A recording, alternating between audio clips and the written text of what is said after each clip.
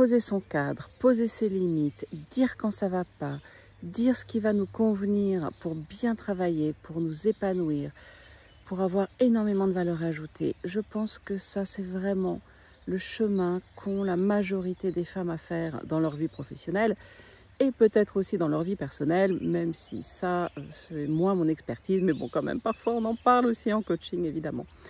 Dans le travail, voilà, j'accompagne des femmes formidables. Certaines sont directrices générales, d'autres au board, d'autres associées. Voilà. Enfin voilà, des femmes qui ont du leadership, qui ont confiance en elles, qui bossent super bien.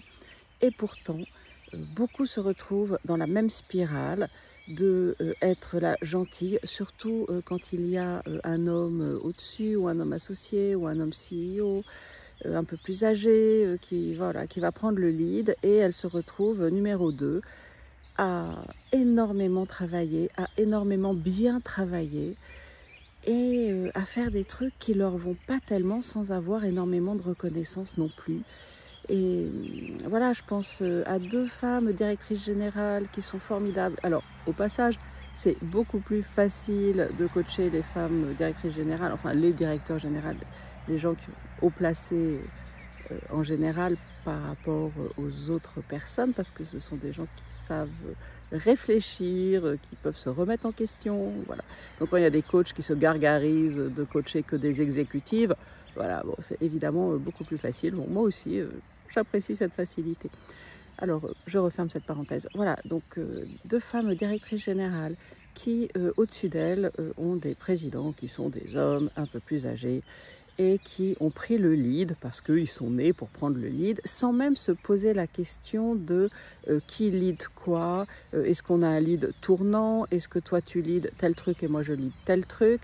Et du coup, quand c'est pas clair, et ben voilà, mes clientes ont énormément travaillé, travaillent super bien, vraiment, sont voilà, responsables de voilà, la moitié des progressions de leur entreprise, du bien-être des salariés, du développement, que tout soit bien fait, bien aux normes et que ça marche au quotidien.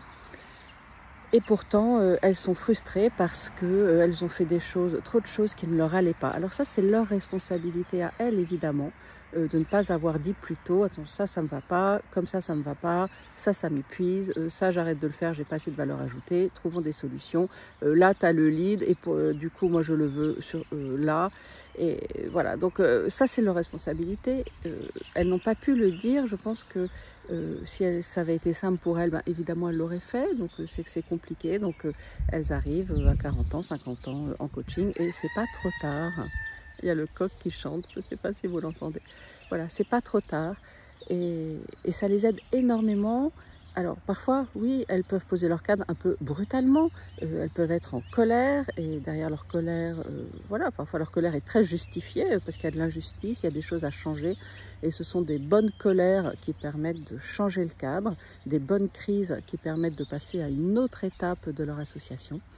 Et puis parfois sous la colère, il y a aussi de la tristesse de cette situation, de ne pas avoir la reconnaissance qu'on attendait en travaillant bien, penser que ça allait se faire tout seul, ben voilà, si là j'assure là, si j'assure là, si j'assure là, sans rien dire, sans dire que ça me va pas, ben du coup je vais être très reconnue et ce sera l'orgasme professionnel permanent, et ben pas du tout, si ça devait l'être, ça l'aurait été bien plus tôt.